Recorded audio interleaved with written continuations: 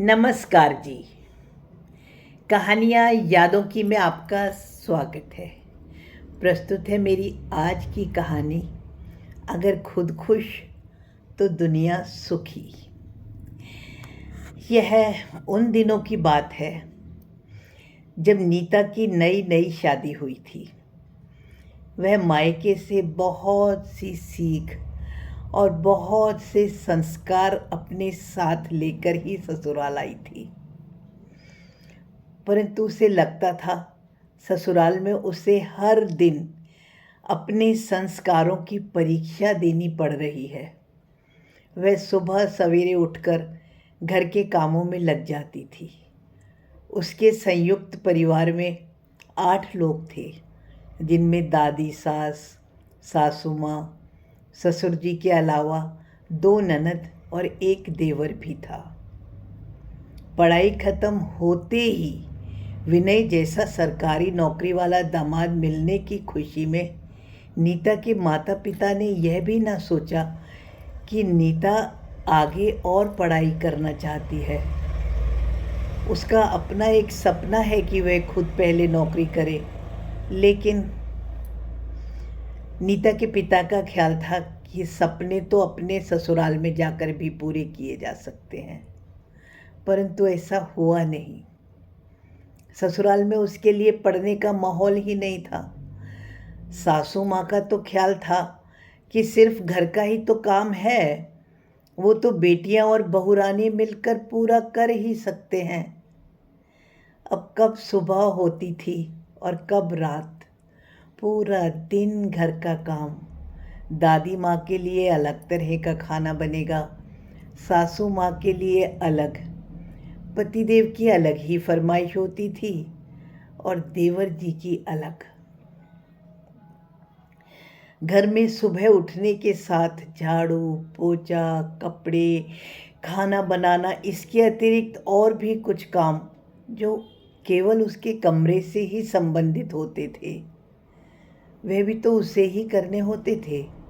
उसने संस्कार सीखे थे, इसलिए वह किसी काम को मना भी नहीं कर पाती थी।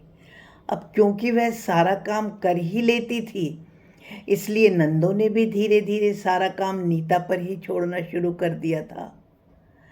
हालांकि ऐसा नहीं है कि नीता को काम करना नहीं आता था, वह सारा काम करना जानती थी, लेकिन इतना बड़ा घर और सबका ख्याल रखना, इसके अतिरिक्त पतिदेव की भी रोज़ की कुछ नई फरमाइशें, इन सब कामों को करते हुए वह रात तक बेहद थक जाती थी और सुबह भी तो जल्दी ही उठना होता था।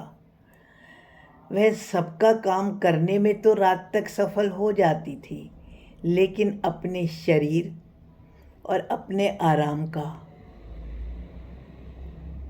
इनका भी ख्याल रखना होता है। यह तो उसे ना तो समझ आई और ना ही उसे कभी समय मिला और ना ही उसका इस और कभी ध्यान गया। सारा दिन काम करके थकान, परेशानी और सबको खुश रखने की चाह में कुछ महीनों में ही वह बेहद कमज़ोर और बीमार ही हो गई थी। सासू माँ के पास उसकी जानकार सहेलियाँ और रिश्तेदार जब भी आते और वह बहू के बारे में पूछती, तो सासू माँ यही जवाब देती कि घर का काम करना सीख रही है, अभी तो इसे इतना कुछ आता नहीं, सब समझ में आ जाएगा धीरे धीरे। वो हैरान हो जाती थी। उसने सारा दिन तो काम किया है, लेकिन फिर भी अब दिनों दिन उसकी अपनी कमज़ोरी और बीमारी भी बढ़ रही थी, तो उसने भी बिस्तर ही पकड़ लिया। अब जब नीता ने बिस्तर पकड़ लिया, तो अब उसका काम करने में तो सब कोई परेशानी हो रही थी। अब नीता तो कोई काम कर नहीं पा रही थी और वो तो वीकनेस और एनीमिया के कारण अधिकतर लेटी ही रहती थी। इस कारण पतिदेव ने उसे कुछ दिनों के लिए उसके मायके छोड़ दिया। मायके में अपनी भाभी से बात करते हुए नीता ने अपनी भाभी को बताया, मैं भी तुम्हारे जैसे घर में सब काम करते हुए सबको खुश रखना चाहती हूँ, लेकिन मैं कितना काम करती हूँ, कितना भी काम कर लूँ, लेकिन कोई मेरे करे हुए काम को ना तो अहमियत देता है और ना ही कोई मेरी काम की तारीफ़ करता है। तब भाभी ने उससे केवल एक ही सीख दी, सबको खुश रखना है ना, तो पहले खुद स्वस्थ और खुश रखना सीखो, तभी तो सब तुम्हारी तारीफ़ करेंगे। जब तुम अपना ही ख्याल नहीं रख सकती, तो तुम सबका ख्याल कैसे रख सकती हो?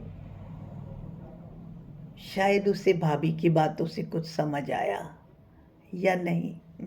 खैर, अब के ससुराल जाने के बाद उसने सुबह सवेरे उठते ही घबराहट में रसोई का काम करने की बजाय पहले खुद नहा धोकर तैयार हुई, फिर अपनी चाय बनाने के लिए रसोई में प्रवेश करना शुरू करा।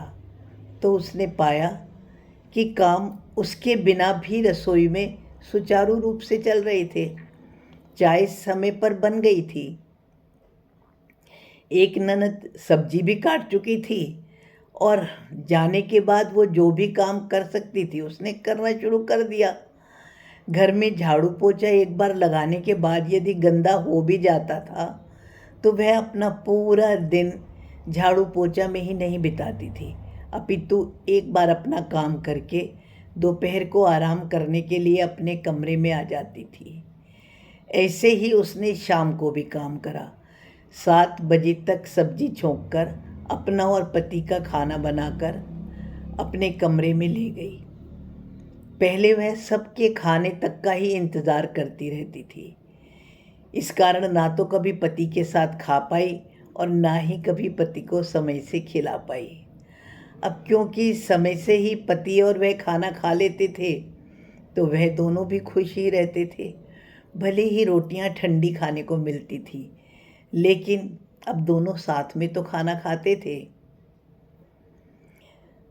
वह अब पहले से ही फुलके बनाकर रख देती थी, परंतु अगर उसके बाद में किसी को गर्म खाने की इच्छा हो तो कोई भी बनाए, चाहे सासू माँ बनाए चाहे बहन बनाए।